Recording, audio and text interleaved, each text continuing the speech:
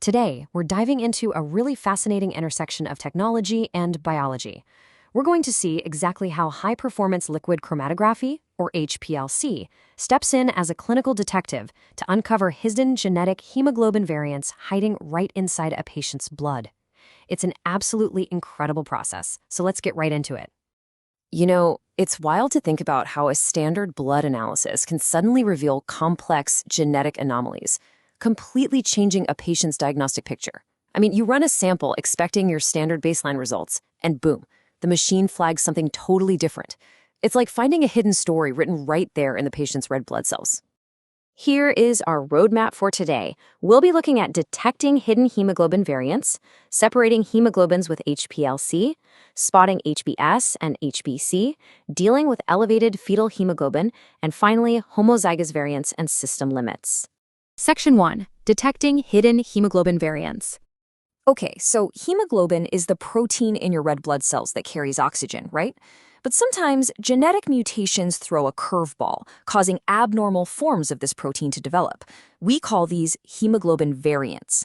Think of common ones like hemoglobin S, which is associated with sickle cell, or hemoglobin C. The really crucial point here is that these variants have distinct physical properties. Because their structures are slightly altered by genetics, our diagnostic machines can literally separate them out and flag them based on a unique fingerprint. Section 2. Separating hemoglobins with HPLC. To understand how we spot the anomalies, we first need to see a normal, healthy baseline. Take a look at that massive peak labeled A0 over on the right around the 1.45-minute mark. That peak represents standard adult hemoglobin. Now, in a normal sample, this A0 peak accounts for the vast majority of the hemoglobin present, usually well over 80%. So this is our baseline. This is exactly what the detective expects to see when absolutely zero variants are present. So how exactly does the machine create that graph? Well, it's actually pretty clever. First, the automated machine delivers a programmed buffer gradient of increasing ionic strength right into an analytical cartridge. Second, as the blood sample gets pushed through, the different types of hemoglobin start to separate based on their specific ionic interactions with the material inside that cartridge. And finally, these separated hemoglobins flow past a filter photometer, which measures their light absorbance at exactly 415 nanometers. The tiny differences in when they pass through that filter completely dictate where they show up on our graph. Section 3. Spotting HbS and HbC. Now, this is where the diagnostic detective really goes to work. When looking at a sample from a patient with a sickle cell trait, a totally unique peak, the S window, suddenly appears at a retention time of exactly 1.67 minutes. But for a patient with the hemoglobin C trait, the machine identifies a completely different distinct peak, the C window, at 1.79 minutes. The machine's ionic separation is just so precise that it can clearly distinguish between these two different genetic mutations based on literally tiny fractions of a minute. When a patient is heterozygous, which just means they carry one normal gene and one mutated gene, these traits create entirely new, distinct peaks on the chromatography. We just saw this with the S window and the C window. But here is the major takeaway. The machine is actually smart enough to isolate those specific variant windows while still processing the rest of the sample with perfect accuracy. Because the patient still has standard adult hemoglobin present, the system can routinely analyze the sample without causing any clinical interference. Section 4. Elevated fetal hemoglobin, or HbF. Now, while we typically produce adult hemoglobin, some folks actually retain elevated levels of fetal hemoglobin, or HbF, well into adulthood. You'll notice a really sharp, distinct peak labeled F very early in the retention time, right around 0.47 minutes. Since fetal hemoglobin interacts with the cartridge a bit differently than standard adult hemoglobin, it zips through much faster. This early peak is exactly how the system flags elevated fetal hemoglobin in a patient's bloodstream.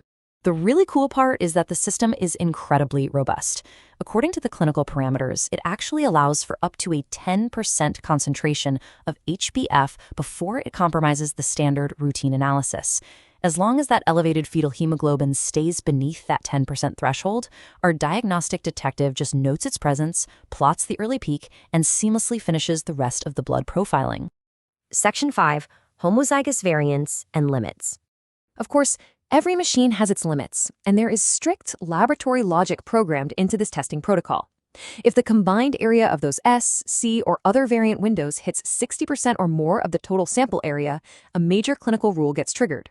The technician has to suspect a homozygous variant, meaning the patient inherited the mutated gene from both parents, resulting in SS or CC disorders, or potentially a variant beta thalassemia phenotype. Basically, when the 60% threshold is crossed, the machine acts as a hard stop. Standard routine results absolutely cannot be reported for these samples. This creates a really critical distinction for our diagnostic detective. With a heterozygous trait, enough normal HbA remains to test accurately, so the routine analysis is entirely valid. But with homozygous forms, like SS or CC, in these rare cases, there is absolutely no standard adult HbA present at all. Since the baseline molecule the machine relies on for standard routine values is just completely absent, it entirely rewrites the patient's blood profile, and standard values simply cannot be determined. Which brings us to an absolutely crucial clinical reminder. As amazing as HPLC is as a screening tool, and it really does act like an incredible early warning radar for these anomalies, the clinical manuals strictly remind us that it is not the final word. It tells us something is there by showing us that S window or C window peak, but for a definitive positive confirmation of exactly what variant is present, the lab has to use alternative separation methods. It really makes you think, doesn't it?